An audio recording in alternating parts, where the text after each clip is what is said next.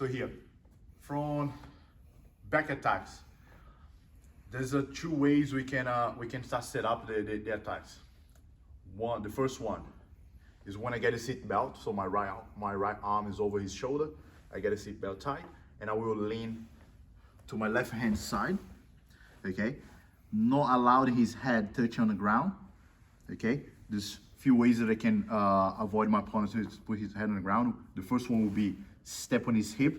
I'm really gonna try to sink his hips on the ground to not allow the bridge to touch his head on the ground the side. So look, if my foot is not here, Billy gonna turn his head and he's gonna do a big bridge, and that's how he starts escape.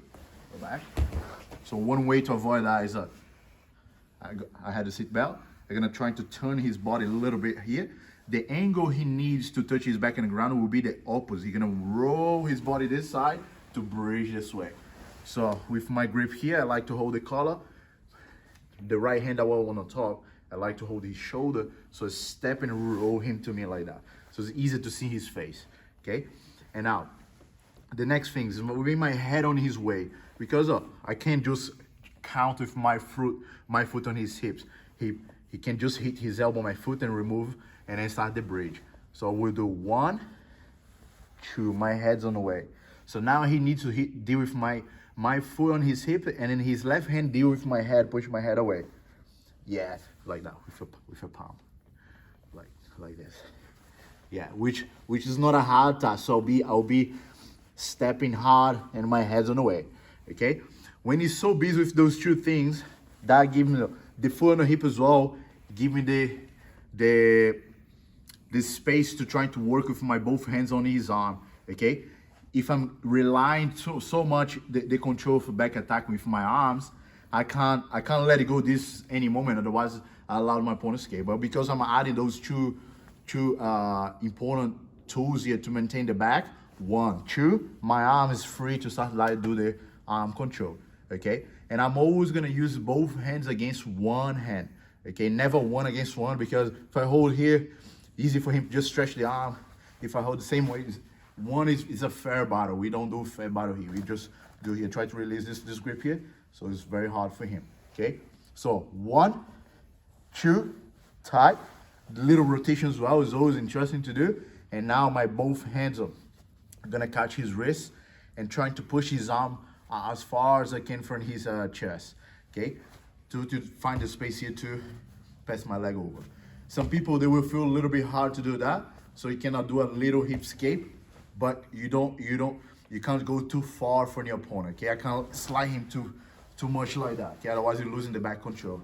So push, trap, and now my heel will drive his arm towards his hips, and I will wrap with my opposite leg. Okay, I will try to squeeze everything towards his hips. And I've got this control here. It will be easier. When I threat him, you're gonna try to block my arm with his left hand. And then I'm already expecting this. I will hold it.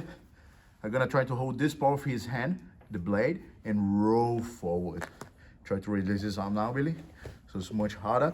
And now my right hand, I'm gonna try to shave him and find the space to get a grip on the collar, okay? You can submit him with just holding the shoulder like that, or open the collar, let it go the hand, open the collar, and finish everything here. People has a bad habit to hold the collar and then go for bar and out choke here, which is giving him a lot of space. If I'm doing this type of choke here, if you hold my wrist with his left hand, break the grip, and then roll towards the choke, I will lose the back control, okay? So it's kind of easier way to escape from the back when someone hold the Charles and the collar like that, okay? So if you stay on him a little bit tighter, it's much harder, okay? So we're doing 1, 2, 3, rotation to create a better angle if you need. And now we're gonna work on the wrist, trap, cross my legs to get a press against the hips. I'm gonna threat him, you're gonna try to defend with the other hand. Then I hold the wrist, control this arm, try to release this one here. And now we're gonna find the space here, hand on the collar as deep as you can. Just spend time adjusting the grip on the collar. Never trying to just grab the collar and go for the choke. Otherwise, you're gonna spend a lot of time, a lot of energy to finish.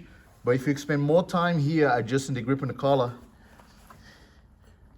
I don't even need to expose myself in a different way to choke him out. So I'm just doing this and finish. So now this one will be the most safe attack from the back that I really like to use.